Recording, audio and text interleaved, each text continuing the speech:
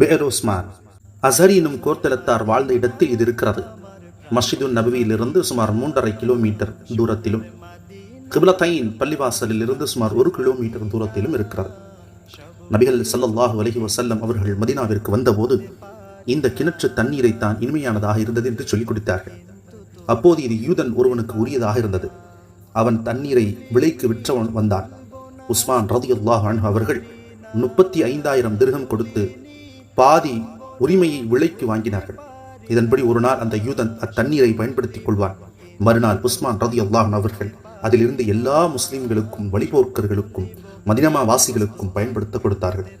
இதுபோன்று ஒரு நாள் விட்டு ஒரு நாள் மட்டும் தண்ணீர் கிடைத்தது முஸ்லிம்களுக்கு போதுமானதாக இல்லை. எனவே மீண்டும் உஸ்மான் ரலியல்லாஹு அன்ஹு அவர்கள் இதை 8,000 திர்ஹம் கொடுத்து முழுவதையும் வாங்கி அதை முஸ்லிம்களுக்காகவே அர்ப்பணித்தார்கள்.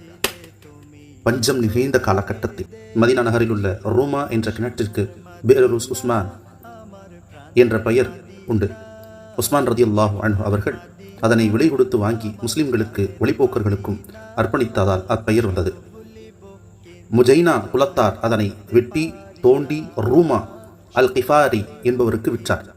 அதனால்தான் இதற்கு ரூமா என்று பெயரும் வந்தது.